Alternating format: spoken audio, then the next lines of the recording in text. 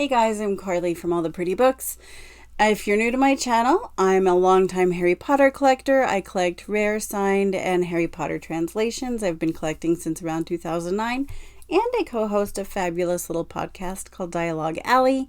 It's with Melanie, Eric, and sometimes Peter, and we are the official podcast of the Potter Collector, and we have oh so much fun. And then, of course, I do this. It is very, very late or early, depending on your perspective. It's about 4:30 in the morning. I just got home from work, so I've got to do this. I'll edit it a little bit later after I wake up tomorrow before I go to work. I don't know what my hair is up to.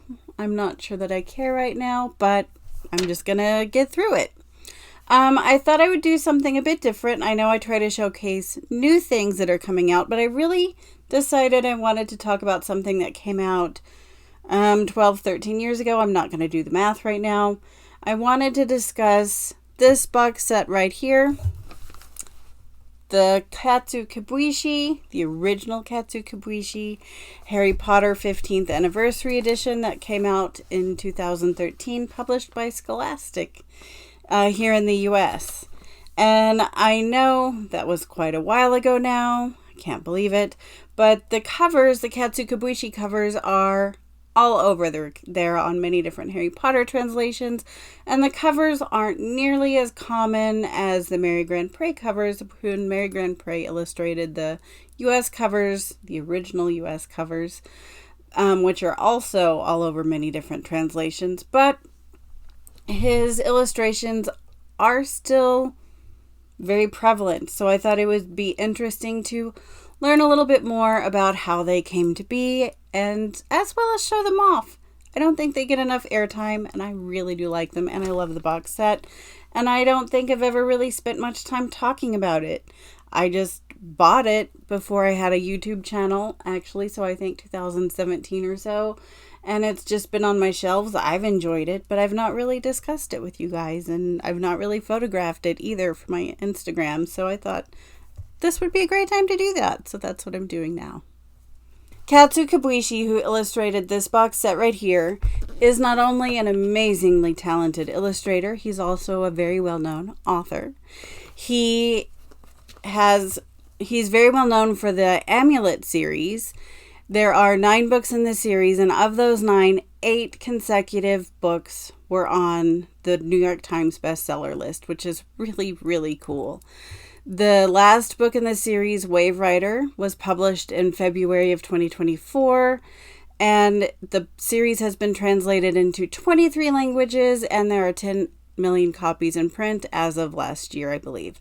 So really, really, really cool. Really very talented person. His Amulet series is published by Scholastic Graphics, their graphic novels.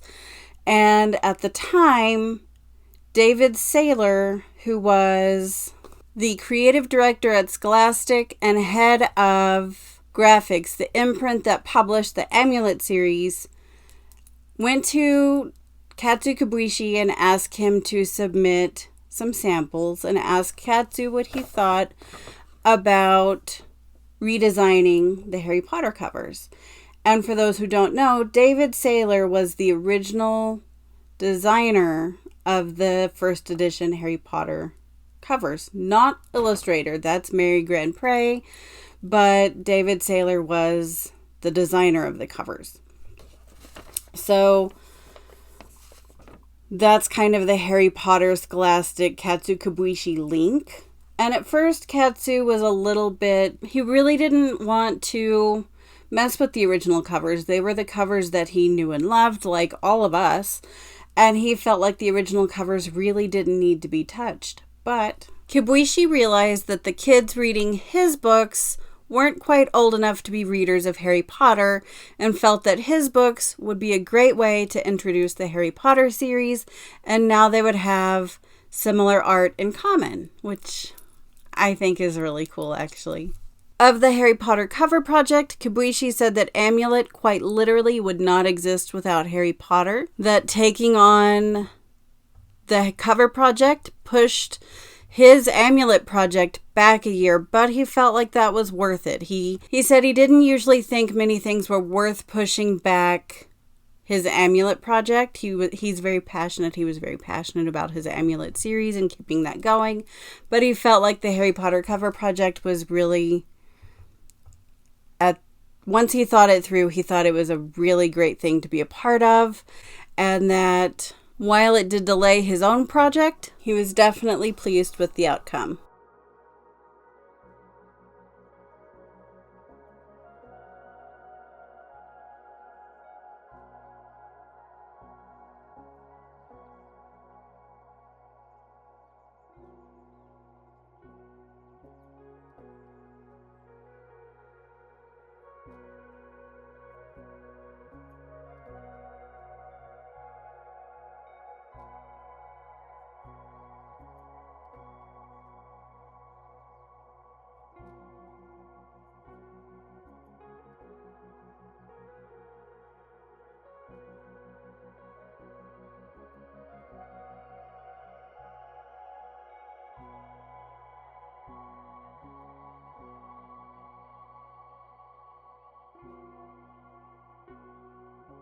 This box set was released in 2013 for the 15th anniversary of the publication of Harry Potter in the U.S.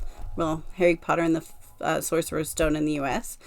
And it was the first time that an anniversary edition had been released in softcover. Before then, we just had the 10th anniversary Sorcerer's Stone book. It was just released as book 1, not a whole box set. And this time, this box set here is the first time that a new illustrator had been added to the US side of the Harry Potter art. Before 2013, in the US, all of the cover art had always been Mary Grand Pré. If you looked at the collector's editions, the mass market editions that I did a video on recently, the school market edition, the first edition, softcover, hardcover, those are all Mary Grand Pré books, cover art. So, I mean, this is the first time that Scholastic used a different illustrator, and I think it paid off.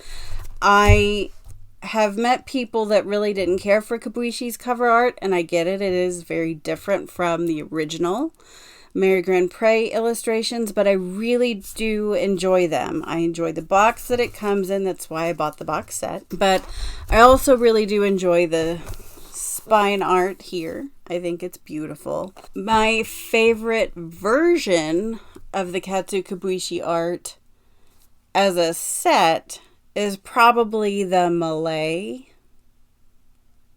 because of what they've done. And I need to actually do a video on those anyway, because they are fabulous. But the Armenian at the time, when I went to the book festival in Austin in 2019, the Armenian, authorized Armenian, which is a whole separate rabbit hole that I haven't gone in at all, the authorized Armenian were released in Kazu Kibuishi covers, and at the time I believe only book 1 was out. And I was meeting up with a friend of mine, like I'd said, to go to this, and we were going to go to the Kazu Kibuishi panel, or the panel that he was on, and then he was going to be signing things.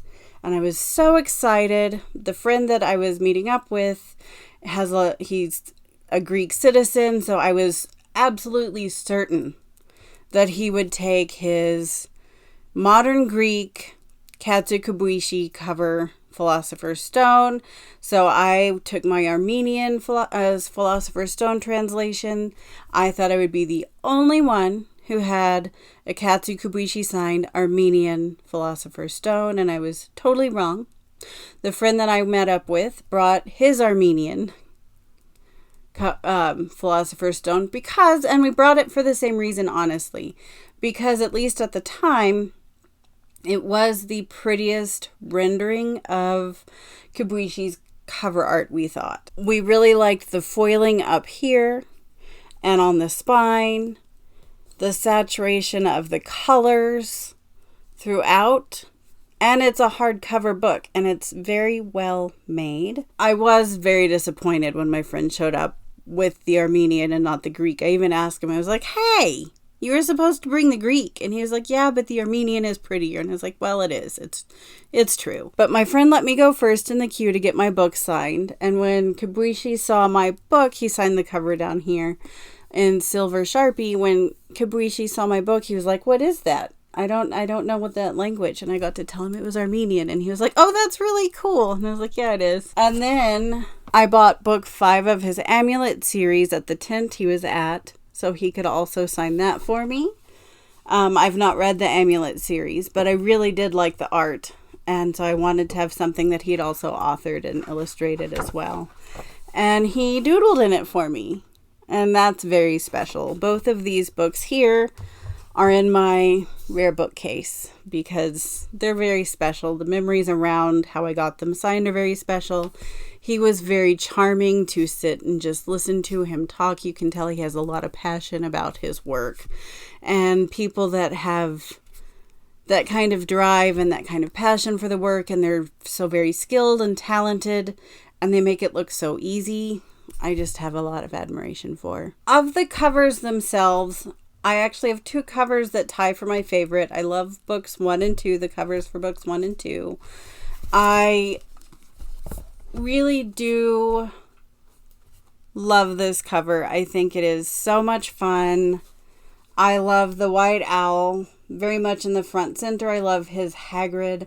I love his diagonally. I love the blue and the different tones used. I love everything about this, in fact. I also really like how it's the Mirror of Erised here on the back. And the quote that says, it does not do to dwell on dreams and forget to live. Remember that, Albus Dumbledore. I like that he picked a quote and put it on the back here. And he also picked a different moment for the back cover. And I think this is also very well done. And that same idea of picking a different moment for the back cover and a quote carries throughout all 7 books too, and I really do enjoy that. And then of course, book 2 is very different from book 1. Book 1 has lots of different blues. This is a lot more vibrant with the orange and the greens, and it's looks like such a fun moment to be in. We've got the Fort Anglia. We have the owl again right down here. But it just looks like he's going, Harry and the twins, Ron, they're going to the Burrow and the Fort Anglia. And it just looks like such a fun place to be. You know what's about to happen if you've read the books, but it looks like such a fun moment to be in. And I love how he captured it. And there's so much, I guess, just there that I really enjoy. So I like how dissimilar these 2 are, I guess. And I think it shows off his talents very well. And on the back, it's another quiet moment, much like the Mirror of Erised. We have Harry about to go into the Chamber of Secrets. And I like his rendering of the Chamber of Secrets. And the quote on this is from Tom Marvolo Riddle. And it says, this diary holds memories of terrible things. Things that were covered up. Things that happened at Hogwarts School of Witchcraft and Wizardry. I personally love this set. I'm sorry it took me so long to get to talk about it.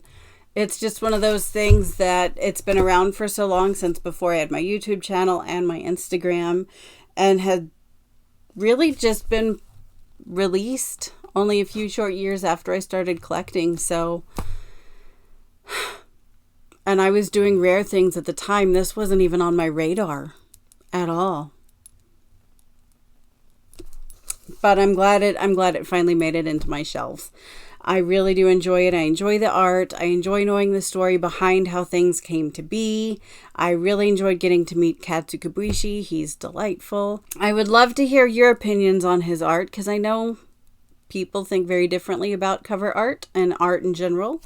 And I would love to hear what you think as well. So make sure to put that in the comments below. If you would like more Harry Potter content, like I said at the start of the video, I do co-host a fun little podcast called Dialogue Alley with Melanie, Eric, and sometimes Peter, and we have oh so much fun. You can find us on Apple, Google, Spotify, as well as on t-shirts, laptops, stickers, and other fun things because we now have a merch store, which I think is really neat. And I will put links down below. I will also put a link for this box set. You can find it on Amazon, much like our podcast. I have not uploaded pictures and information of this box set or the individual books to my website yet because I've gotten busy, but I will do that hopefully very shortly. I need to catch my website back up, and there's just so much to do and only one little me. But anyway, I will try to get this uploaded shortly. Oh, and really quick, for those who are curious, if there's any rare books out of this set, no, not even in first print. All right, with that I'm going to say I have got to go to bed. It is 5 o'clock in the morning and I work tomorrow. I think you guys are great. Thanks for watching.